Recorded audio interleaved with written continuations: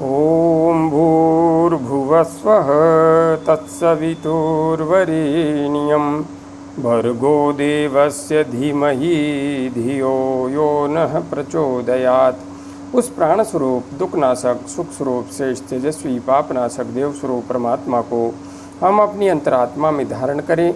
वह परमात्मा हमारी बुद्धि को सतमार्ग की ओर प्रेरित करे। भाइयों बहनों, जय श्री राम, जय गुरुदेव, जय माँ आदिशक्ति। आप सभी आत्मीय परिवारजनों की साधना से संबंधित जिज्ञासाओं का समाधान करते हुए मैं आज कुछ महत्वपूर्ण जिज्ञासाओं को यहाँ पर सम्मिलित कर रहा हूँ। भाई सतीश जांगरा जी ने अपनी जिज्ञासा प्रकट करते हुए लिखा है, गुरुजी प्रणाम। प्रणाम सतीश जी, खुश रहिए। गुरुजी मैं ध्यान करता हूँ और मैं खाता पीता भी हूँ, धूम्रपान भी करता हूँ। धूम्रपान छोड़ नहीं पा रहा हूँ। क्या इसका ध्यान पर कोई बुरा प्रभाव पड़ेगा? कृपया बताइए। गुरुजी जब से आपके साथ जुड़ा हूँ ऐसा लगता है मेरे सिर पर किसी शक्ति का हाथ है। अपना हाथ हमारे सर पर सदा बनाए रखेगा। हमारा मार्गदर्शन ऐसे ही करते रहिएगा। जय गुरुदेव। सतीश जी, कुछ दिन पूर्व आपने ही जिज्ञासा रखी थी, शरीर में गर्मी अधिक होने की और कुछ अन्य समस्याओं से संबंधित। आज आप स्वयं अपनी समस्या का मूल कारण स्पष्ट रूप से बता रहे हैं। आपने लिखा है, खाता पीता भी हूँ, धूम्रपान भी करता हूँ। देखिए, जहाँ तक बात है अध्यात्म पथ की, तो अध्यात्म का पथ अपने आप को जीतने का मार्ग है। हम जिस पथ पर आगे बढ़ रहे हैं, यह पथ हम वर्तमान में जो हैं उससे रूपांतरित अपने आप को कर दें, इस यात्रा का पथ है। यह पथ भौतिक उपलब्धियों का हो भी सकता है और नहीं भी। मानता हूँ भौतिक उपलब्धियों को लक्ष्य बना करके हम साधना के पथ पर आगे बढ़ते हैं तो निश्चित रूप से सांसारिक लक्ष्य भी जप तप ध्यान से निश्चित रूप से साधे जा सकते हैं, इसमें कोई संशय नहीं है। किंतु मूलतः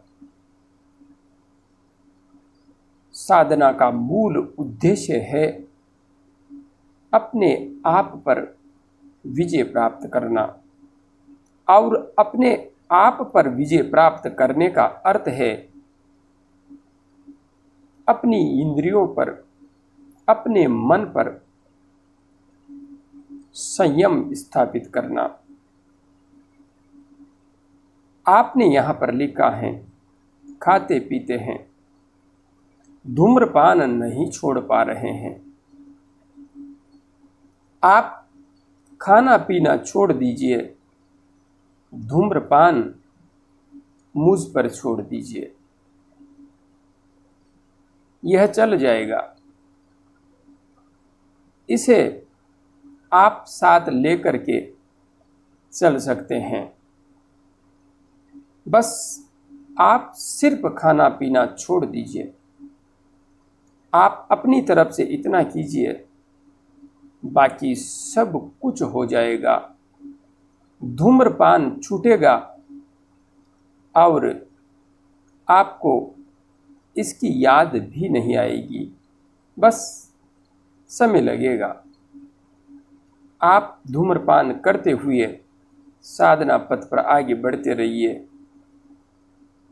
कब छूट जाएगा आपको पता भी नहीं चलेगा।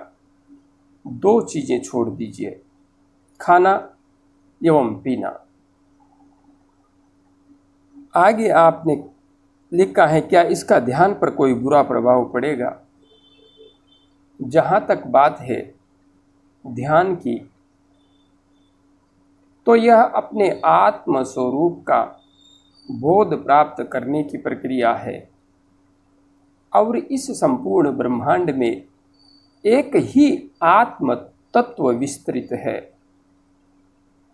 तो ऐसी स्थिति में किसी के प्राणों का हरण करके हम अपने पेट को भरें, यह अपने आप की हत्या करना ही है।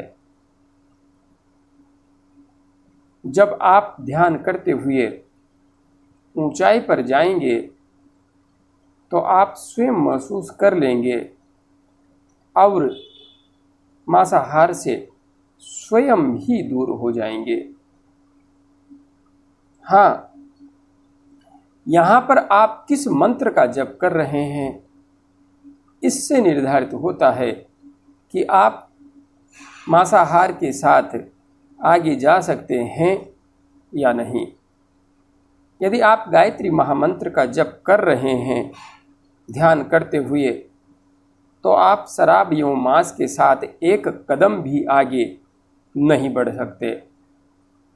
आपको शुरुआत से ही दुष्परिणाम भोगने के लिए तैयार रहना होगा। इसी प्रकार से आप किसी वैष्णव मंत्र का जप कर रहे हैं तो भी आपको दुष्परिणाम भोगना होगा। किंतु यदि आप नवार्ण मंत्र का जप कर रहे हैं तो आपको यहाँ पर छूट है अपनी विकृतियों के साथ भी आगे बढ़ने की। गायत्री महामंत्र का जप करते हुए भी व्यक्ति जर्दा खाते हुए, गुटखा खाते हुए या धूम्रपान करते हुए आगे बढ़ सकता है। कोई विशेष दंड नहीं मिलेगा। किंतु मांसाहारी एवं शराबी के लिए यहाँ पर कोई भी रियायत नहीं है, जबकि नवार्ण मंत्र के साथ रियायत है। हाँ, नवार्ण मंत्र का जप करते हुए भी आपके अंतस्थ में रूपांतरण निश्चित रूप से घटित होगा और बाद में स्व विवेक से ही आप अच्छे एवं बुरे को स्वयं समझने लगेंगे। आपकी विकृतियाँ अपने आप छूट जाएंगी। आप जो अभी हैं बाद में रहने वाले बिल्कुल भी नहीं हैं, बिल्कुल भी नहीं। कोई व्यक्ति भौतिक लक्ष्यों को लक्ष्य बना करके यदि साधना के पथ पर आगे बढ़ता भी है तो अंतिम पड़ाव तक पहुँचते पहुँचते उसे स्पष्ट रूप से यह समझ में आने लगता है कि जिस लक्ष्य के लिए मैं साधना कर रहा था, मेरे वे लक्ष्य ही झूठे हैं। मुझे अपनी साधना का उद्देश्य रूपांतरित कर लेना चाहिए और उद्देश्य अपने आप रूपांतरित भी हो जाता है। प्रारंभ में साधक का उद्देश्य व्यक्तिगत हो सकता है, किंतु बाद में जाकर के व्यक्तिगत उद्देश्य नहीं रहता।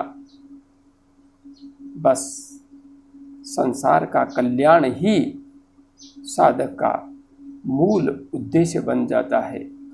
यदि साधना के वास्तविक पथ पर साधक आगे बढ़ रहा है और अपने आत्म स्वरूप का बोध प्राप्त करने की दिशा में वैज्ञानिक रूप से आगे बढ़ रहा है, बाकी इस संसार में अज्ञानता का अंधकार एवं ढोंग पाखंड बहुत अधिक विस्तृत हो गया है।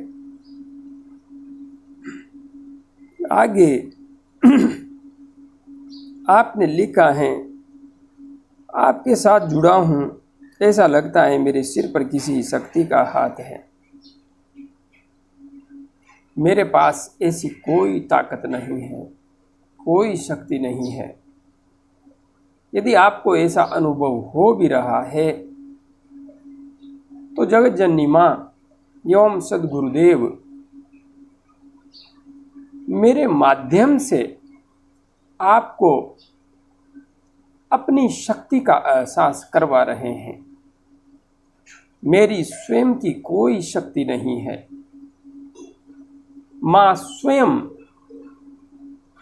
अपने आशीर्वाद से आपको अभिभूत कर रही है और माँ की इच्छा है कि आप उसके पथ पर आगे बढ़ें, आगे बढ़ते रहिए। माँ की कृपा का एहसास आपको होता रहेगा। हाँ, अपने आप को जीतने का प्रयास कीजिए। आप इस मार्ग पर एक कदम चलेंगे, माँ का अस्तित्व आपकी तरफ 10 कदम आगे बढ़ेगा। आपको इस सत्य का स्पष्ट रूप से आत्मबोध होता रहेगा। आगे हमारे आत्मीय परिवारजन भाई संगप्पा हानामा सागर जी ने कर्नाटका से अपनी जिज्ञासा प्रकट करते हुए लिखा है, गुरुदेव को नमन। गुरुदेव, मैंने गुरु मंत्र माला से जप नहीं करता हूँ। मौन मानसिक रूप से ही जप करता हूँ। गिनता नहीं हूँ। सही है या गलत, मार्गदर्शन करें। मुझे माला के बिना मंत्र जप करने का मन करता है। भाई संगप्पा हानामा सागर जी, आप बिना माला के जप कर रहे हैं। वैसे देखा जाए तो वास्तविकता तो यही है कि साधना के अंतिम पड़ाव तक जब साधक पहुंचता है तो माला हाथ से गिर जाती है, छूट जाती है। माला को पकड़ा भी नहीं जा सकता, माला को तो छोड़ना ही पड़ता है। मंत्र जप भी छूट जाता है, मंत्र भी जप नहीं किया जा सकता। किंतु मैंने व्यक्तिगत रूप से साधना करते हुए यह जाना है कि प्रारंभिक साधक यदि माला से साधना करता है तो उसे लाभ होता है।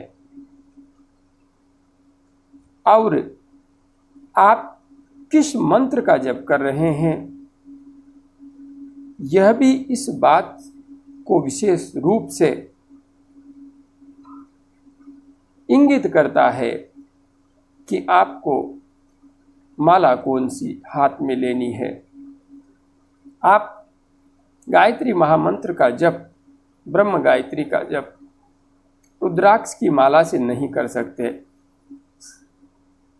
जबकि आप नवार्ण मंत्र का जप तुलसी की माला से नहीं कर सकते। ऊर्जाओं का स्वरूप अलग अलग है, इसलिए पदार्थ भी वैसे ही होने चाहिए जिस प्रकार की ऊर्जा है।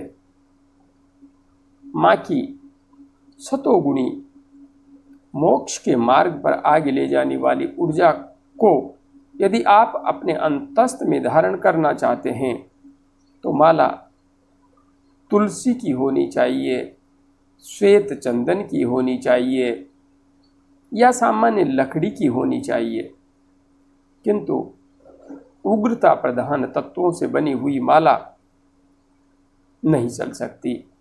उसी प्रकार से आप यदि माँ की उग्र शक्ति का आह्वान कर रहे हैं तो माला भी उग्रता प्रधान तत्व की ही होनी चाहिए। इसलिए माला का अपना प्रभाव तो है। जहाँ तक बात है सही एवं गलत होने की, आपका मन करता है, आपको अच्छा लगता है मौन मानसिक रूप से जप करना, तो कर सकते हैं। लेकिन हमारे ग्रंथों में तो स्पष्ट रूप से यही लिखा हुआ है कि मंत्र जप माला से ही करना चाहिए, और मैंने स्वयं माला से ही जप किया है। माला छूट जाए बाद में जा कर के तो यह एक स्थिति है। बाकी आप माँ के पथ पर आगे बढ़ रहे हैं, क्रियाएं जागृत होने लगी हैं, माँ का आशीर्वाद आपको मिल रहा है, सद्गुरुदेव की कृपा आपको मिल रही है। आप बिना माला के भी निश्चित रूप से आगे बढ़ सकते हैं। कोई समस्या नहीं है, कोई समस्या नहीं है। हाँ, समय निश्चित रखें, मोबाइल में अलार्म भर दें, इतने समय तक मुझे बैठना है तो उतने समय तक बैठना ही है।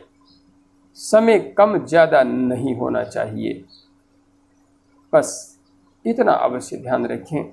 बाकी आप साधना करते रहिए। आप सब पर जगत जननी माँ की कृपा ऐसे ही बनी रहे, सद्गुरुदेव का आशीर्वाद बना रहे, मैं यही प्रार्थना करता हूँ। जय गुरुदेव, जय माँ आदिशक्ति।